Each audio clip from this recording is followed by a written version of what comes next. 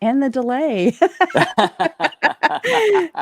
Hello, everyday leaders. It's 6 o'clock Eastern time, top of the hour. And as promised, we wanted to do a little entertaining today. So I thought, what a better way to do this with our personal growth live than to bring one of our everyday leaders on from 2018.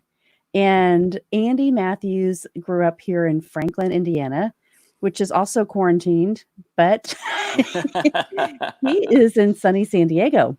Yes. So we got together and we thought, gosh, what a fun way, because we just absolutely love connecting to people. And part of when Andy was on the Everyday Leaders 50 and 50 podcast, he shared with me this wonderful book. So this book is The Road Back to You, and it's all about Enneagram. And I didn't know anything about this, really. I'd heard about it, but I didn't really take the test. And so when Andy and I did this, I took it and I thought, well, I really did it, and I came out a 3. And so what was interesting is a lot's changed in my life over the last 2 years. And so as we were talking about doing this, like, how can we help people understand how to use their personalities to get through all of this as a strategy? And so because it's really important to understand how you tick and how other people around you are being influenced. So I took it again. And this time I'm a 7. So for all of you that know what this means, I wanted to just have a little bit of fun today and give Andy an opportunity to come on because he's a 2. A 2. 2, 2, 2. And so he needs this like I do. So, Andy, thanks for coming on. Well, thank you for having me. I was excited when you reached out. I'm delighted to be here and just hopefully bring some joy to everyone today, as I know most of us are sitting at home or sitting in an office secluded from our friends and family and coworkers. And so this is just a fun way for us all to connect and enjoy a few minutes of today. It is. And so I just put a link in here for StreamYard. So if anybody wants to join us, this is the deal. A StreamYard is a web program. So you don't have to have like a special sign on or Facebook Live because they've kind of changed all that. But if you click on the link, I can bring you into the green room studio. And then I can bring you in live with us right here on the chat. So Andy. Yes. All right. So we met when you were backstage. You were helping with the symphony orchestra, and you were helping prepare for the show. And we met and we connected, and we have been friends for, I don't know, 4 years and five or 7? 6. Yeah. It's crazy. Time flies, doesn't it? So fast. So fast. And so, but I think it's like that when you find somebody you connect to and your soul is just like, oh my gosh, how much fun. And so I've gone out to San Diego and visited with you and Travis, and Joe and I had dinner with you guys in May, and it was so much fun. Yeah. And so just keeping connected to people that you really feel solely connected to in times like this, right? Because Absolutely. here we're isolated. We're told to stay at home as much as we can. We can't work if we're in social environments, or those that we serve have closed down. So tell everybody what you're doing out in San Diego and kind of what, what your career is. And after the podcast, right, there were a lot of things you were trying for the first time. Yes, So that's exactly right. talk to us about that. Yeah, so now I have my studio going pretty strongly, which has been really great. So I teach voice and piano students. I still direct the church choir there, which is exciting. And we've been invited to sing at Carnegie Hall in November. So that's a wonderful opportunity for our choir. And That's past the quarantine time. Yes, I know. Thank goodness. I know some people, unfortunately, have lost maybe that opportunity with this, but hopefully for us at this point, it's still a go, and we're really excited for that. I've taken a little bit of a step back in some other areas just to kind of focus on our relationship and getting ready for our wedding, which is scheduled for July. So right now, everything pretty much here is kind of shut down. So, and for me as a super social extrovert who needs to help people, that's been a challenge. And, I can't go and meet with my students. So I've switched over my lessons to FaceTime and or some other video apps that can help work. And I even worked with a student today who's currently living in Italy and working over there. So that was fun to be able to think about connecting from across the world, really, and being able to share my gifts and to help other people just find some ways to express their art in the middle of this crisis where shows and everything else is canceled. So it's really fun to stay connected that way. And it's been amazing the way the doors have opened here. Our church choir traveled to Ireland last summer and really enjoyed that. And it's just been neat to see how taking the risk of moving out to San Diego has paid off for me in such a great way. And it's been so much fun. Met so many incredible people here and found more of my inner strength, which has really allowed me to grow as a leader and grow as a person and learn so much more about myself and about others. And this book has been a huge asset that I've gone to over and over again in my own relationships, for myself, checking in and being like, boy, I'm just not feeling quite centered. What's going on? And I'll read and be like, oh, when a 2 is stressed, this is what's happening. Oh, okay. So I'm stressed. Let me figure that out. So it's kind of fun to bring that all back in together. It is. So we're talking about this book. I can't do this when I'm talking, but okay.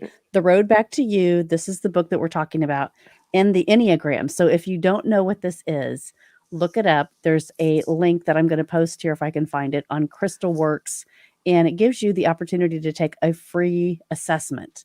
So if you've taken DISC, if you've taken Myers-Briggs, if you've taken any of those, it's really fun, right? It tells you the NJFT, and so you kind of get your arms around, like, even strength finders. Like, I love strength finders. Me too. And I'm always pretty consistent in that one.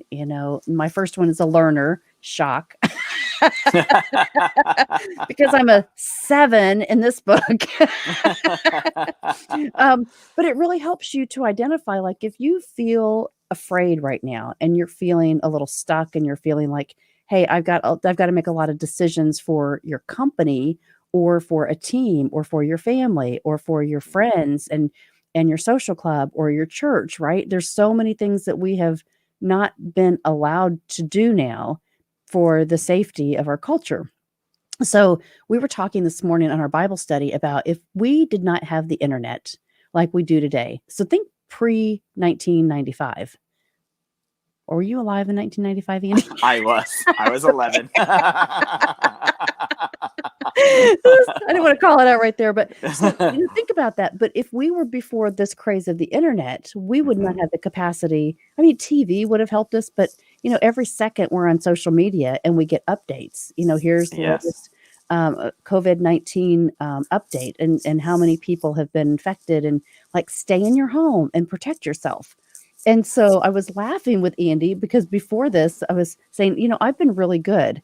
And as a 7 in this book, if you read this, you would know that that's not like me. 7 is adventure, right? Take the risk, do it. Don't worry about, the bridge. You got to climb the mountain first. And that's just kind of the attitude. And so for me to say, I've got to be quarantined in my home, what is that going to look like? And so we went to the grocery store, and I've had like food in places I've never thought that I even had cabinets. But, we're all panicking a little bit because we don't know. When we hear things like it could be up until July, it could be up until August, that things are going to be closed. And so churches and schools and restaurants, right? That's real stuff. Those are things that we do every single day. So as leaders, as everyday leaders, we have to figure out what are our strengths and how can we help other people around us get stronger and identify what's going to help them through, this mini crisis, if you will. Absolutely. Because I look at it as, it's an adventure, right? Right. There are a lot of numbers in this book that go, I need a plan. I don't have a plan. I don't know what I'm going to do tomorrow. What am I going to do with my kids? What if they can't stay home from work and they have to get their kids settled, right? And one of my friends, Lachelle, she has 15 kids. Whoa. I thought I had a big family with 10. Exactly. And she's like, super organized and planned about what they're going to do every single day for activities and how they're going to structure it. And And so you have to show up as your strength, and then you have to understand how can you help other people that don't have that strength necessarily, right? Right. And Absolutely. and so tell me as Right. a two, Andy, you're a helper. A helper. And All I how want to do is help. And when I can't all help, it's a struggle, right? For twos, we do find a lot of value, and our self worth a lot of time comes from being able to help. Now, as we get healthier, we learn that we are still enough even when we're unable to help. But it's not an easy or natural feeling for us. It is a challenge to remind ourselves of that. And even in this time, it can feel like you are kind of helpless and unable to help other people. Um, so I've come up with some ways. So as you know, I sing and perform and all that stuff. So one of the things I've done is just taking the time to make videos of songs that are uplifting and post them to my Facebook or to my Instagram. And, people have reached out and said like, thank you. And that, again, that's not about me trying to get any kind of recognition. It's just a way to like help others have a moment that is hopefully just a beautiful piece of music that has words that are inspiring and uplifting. So that's one thing to do. The other one is to really check on your friends, especially your extroverted friends. Introverts are a little bit more made for times like this. Not that it's not hard for them, but a lot of my introvert friends are like, I've been praying for something like this forever. Not like, time to be away. Of course, never, not the virus, but for us extroverts, it's a mental health challenge. I mean, I've already talked with many of my friends who are like, my mental health is crashing and I need help. So we've set up little online groups that are private groups that you can just chit chat and be like, here's the reality of today. And you can stay connected, or FaceTime or phone calls, or there's a thing going around Indianapolis, which I think is beautiful. That is like a spreadsheet of people who work in the service industry with all of their Venmo accounts. And so since they're out of work, people who aren't are helping by sending money to the Venmo as if they bought food and at a restaurant, and they'll tip them. Just something to help each other through those beautiful moments of community. And I'm really praying that during this crisis, that some of this divisiveness will kind of fall to the wayside and we can really come back together, because unfortunately, and sometimes it takes these desperate times for us to realize how common, how much we have in common as a people. And to start seeing people come together to help each other and support each other is a really beautiful thing. And so that's kind of how I'm finding my ways to help, checking in with our pastor, because she has a new set of responsibilities since we're doing everything via live or online. How do we how is she doing? That's the way for me to help. And checking in with the older members of our congregation or friends of mine who fall into the at-risk category. And can I run to the store for you? Because I can stay 6 feet away from people and I can purchase this for you and bring it to your house and keep you safe. So those are kind of some of the ways that as a helper, I'm always looking for those opportunities to find ways just to step in. And even if it's not a grandiose gesture, just something, even just to call a friend and say, hey, I saw you were struggling online. Can I be here for you from this moment? So that's the kind of thing that a 2 is always looking for, those chances to step in.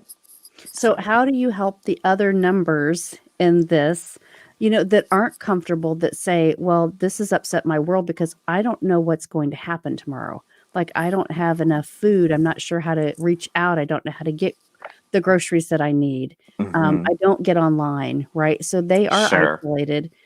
Or some of these, not older population, but just people that aren't connected into media, right? There's still a lot of people in our communities that are not. So what do you recommend to do when we have to keep our distance, right? But we need to be able to help them, because from the church part, right, in the community, we all have our the demands that what you can and can't do. And so when everything's canceled, how do we protect our community, Andy? What's your advice?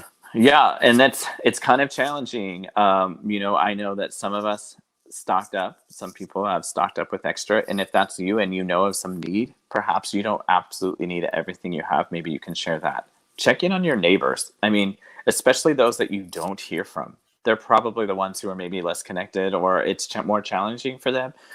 Just a small, you can leave a note, or you can, whatever it might be, walk over, knock on the door. You can keep the screens between you. You can stay back. You can keep your distance and still be helpful. So one of the things I've tried to do is, if I'm going to be helping in that kind of way, then first thing, I mean, I'm washing my hands all the time. I always do anyway, but I'm more conscious of making sure before I touch anything I need to take to someone else that I've washed my hands and that I have done everything I can to ensure that I'm making it safer for them. There's no 100% guarantee in this time, but just checking in on people, and if people need help, being willing to do so, and so many people are without work right now. So, you don't have to be in any kind of physical contact to send money these days. So if your job is still going and you have the extra to be able to help someone, then perhaps, think about, can I send that money to that artist friend whose gigs just all got canceled, or that server who has no people coming in to eat, or that speaker that got canceled on their conference, right? Yeah, exactly.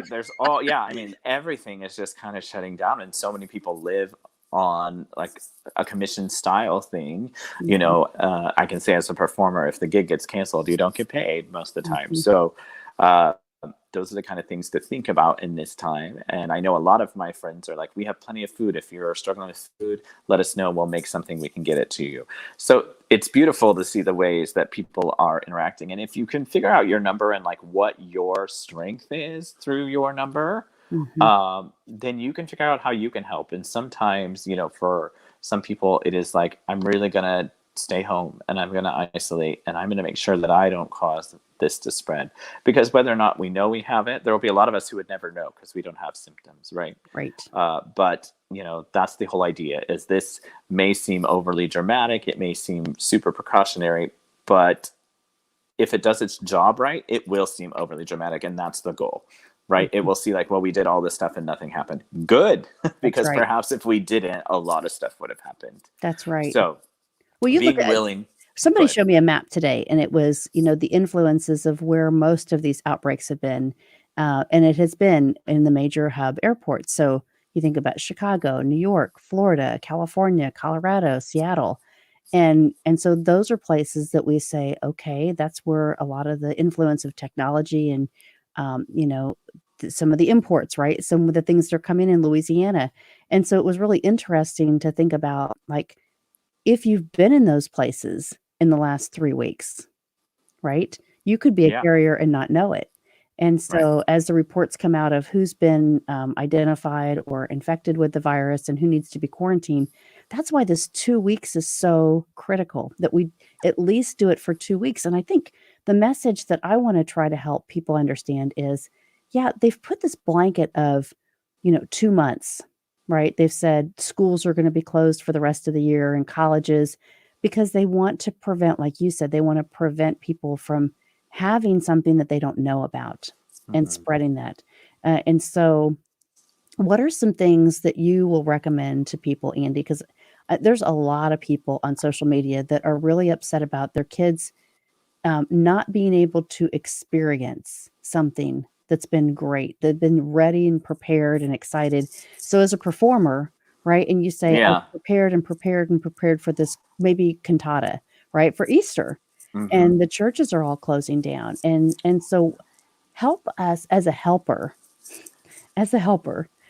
because I look at this as like, well, there's a new adventure. Let's get creative and let's do it all online, or, let's make it a new environment to create memories that they would never have. But that's not how everybody thinks, right? They're very disappointed because the expectations that they've put in their lives for all these years now may not be able to happen. Right. Well, and it is super challenging, and it's really emotional. I mean, there'll be a lot, we're closed. Our church is closed for a good while still. And so we've done a lot of work as the choir, I can speak directly to that, to be prepared. And, there's that disappointing feeling of like, wow, we don't get to do this. However, I think one of the ways that I try to think about this is the way that we come together for the common good. If you look at it, if you can try to flip the switch from I'm forced to stay at home or I'm not able to do all these things to I am doing this, I'm choosing to do this to help my fellow human population, then there kind of feels like a sense of worthiness or honor to that cause, right? We're Mhm. doing this to help other people. This is not just a band to take away our great experiences, because they are, I mean, super disappointing. It's when you work hard for something, and I think about the seniors who don't get to really spend the rest of the year with their friends and that kind of Mhm. stuff, things that they were expecting to do. But I Right. think that also is a lesson in how life can change at the drop of a hat, and Mhm. you've got to stay present, which is super hard for a lot of numbers if you read through this, for us to be in the present, right? We're always thinking about the future or living So in if the you're a past. 7, it's like, wow, now we have time to plan for everything else that we wanna do, Yeah, right? exactly. So you find ways, right? So you find ways to make memories as a family. Is it the same as what you had thought it would be? No. Is it challenging? Is it emotional? Absolutely. And I think the key is not to be afraid to talk about the loss, because there's definitely loss. Talk Mhm. about that. Be real about that, and step into some new ideas. And one thing that I've kind of found, if I can do this, let's see how good I am at this, Yeah. is this book called 3,000 Questions About Me. Now, it kind of sounds a little pretentious with that title, but really what you can do is you could get a book like this, you could order it online, or but it talks about, it just gives you all these kind of random questions. And so we've used this, Travis and I, to help build our relationship. And it's been really fascinating because it has questions that you would never think to ask someone else. And some of them are light and fluffy and funny, and some of them are deep and meaningful. And it kind of keeps the balance. And I think it does a really nice job with the balance, so that you talk about stuff that actually matters. But it's a fun way to like get to know your family more. And it can be fun to like ask the question, have everybody write down their answer so their answer isn't changed by the other people in the room, and then have them read exactly what they wrote, and to feel strong and proud of what they wrote, whether it's the same as anyone else or not. It doesn't matter, because it's what comes from you. Also, if you're thinking about writing a book, this is a good way to get, about your life. This Great is a good way to kind of ideas. start. So, I mean, you can find new ways to still create, spend time together as a family, thinking about, we've always wished we would have maybe, for instance, sat around the dinner table together, whereas everybody's schedules keeps us so busy, we're running back and forth. Well, sit around the dinner table, because those plans are canceled right now, and Right. do your best. I'm not saying it's easy, but do your best to be present in those moments. Put the news away, put social media down, spend time in the present with the people who are surrounding you. And I think you'll find that you'll look back at some point on this experience and be grateful for that kind of time that you had together. It may Mhm. be challenging, especially with younger children, or, teenagers who are frustrated, or, I mean, adults who are frustrated too, right? This is affecting everyone. Right. But I think if you can do your best to spin it, and there's like so many cool things that teachers and families are putting out online. So I've seen two different teachers who are reading books every day that they post, and that you can play for your kids to listen to the teacher read it.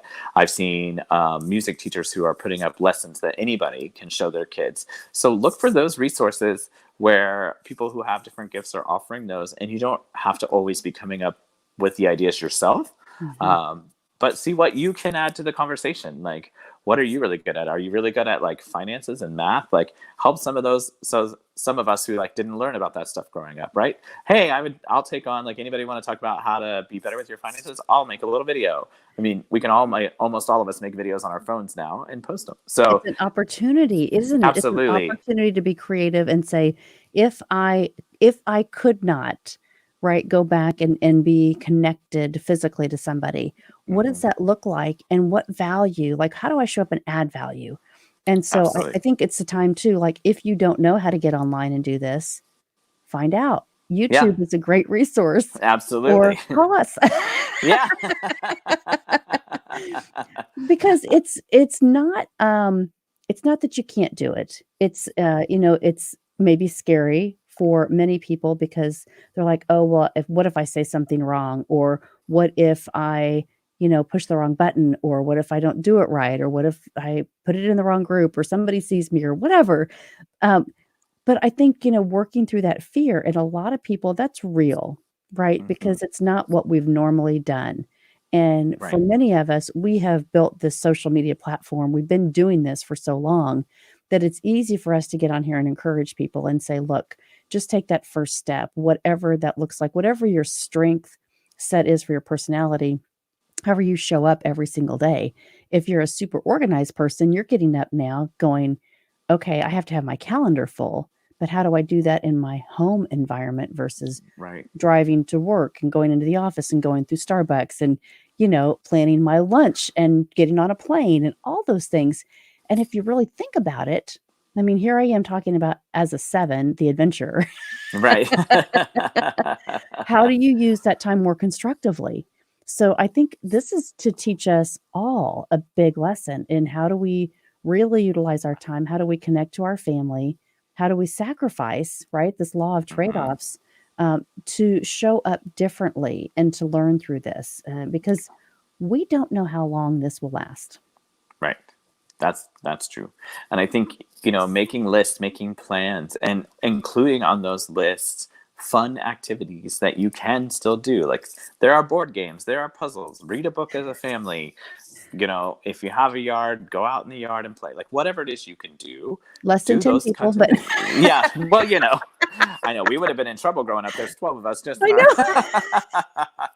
know. but there are still things, they're not at this point saying not to go outside. So go for a walk, find Right. ways to exercise. I'm telling you, for me, my mental health, it really helps my mental health if I've walked, or if I can go for a run, or if I can get outside in the sun. Those kind of things help. So, find a path where there aren't a lot of people and go for a walk, go for a run, but care about your fellow humans and be responsible. And I think that's what we can do. And then find ways you might discover during this time that you have new ways of adding to the world that you didn't know, because you have time to try it. And so Right. that's really kind of cool. I mean, I think so anyway, to think about what else can I do? If today I can't be a server because it's closed, or today my show is canceled so I can't perform, what can I do today that still adds value to the world and brings me into this feeling of doing something that fulfills and meets the needs of my soul, but Mhm. also helps other people? Mhm. So there's Well, lots of ways to do that, I think. there's lots of ways to do that, and it doesn't have to cost anything. That's the thing, when people Exactly. say, "Well, I don't have the money or I can't donate," right? I can't donate to a friend that may be out of a job, but Sure. what you can do is just text them. You can Hmm. intentionally, make a list of people or create, just create a check-in list, right? Or and many times we forget, like, you're right, go down and walk into a neighbor and just check on them. And so being in the community, you can't be in the social groups, but you can Right. do different things, and Absolutely. so it's really, really critical because, um, people extroverts, right? People that wanna help, people that want to show up and create this, it's our responsibility, to inspire others to do the same, and so I wanted to really come on here. So the other 2s in the world, so if you're watching the Enneagram, so famous 2s like Andy are Mother Teresa, Princess Diana, let's see, there were many in here. Because you think of that nature, right? And so how you're going to, be able to add value to the world in your legacy, maybe this is the time for you to just sit back, relax, and create a list. What are the things that you said, "I always wanted to try this. I always wanted to write a book. I always wanted to take the time, to plan for," right? So now you're Absolutely. saving money not doing things that you might have done going on spring break.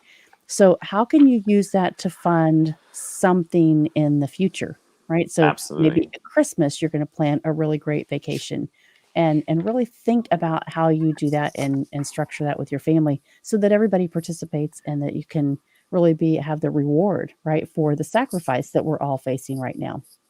Absolutely. Yeah, there's lots of things to do to take the mind away from the stressors that are here, and plan for good things, or just spend quality time together, or work on that book you wanted to write, or work on that song you've been wanting to write, or create an art piece. Whether you're a great painter or a drawer or not, just do something that brings joy to you and that you might not always have the time for. Try sewing a new thing or try building something out of wood. I don't know what it might be for each person. It's different.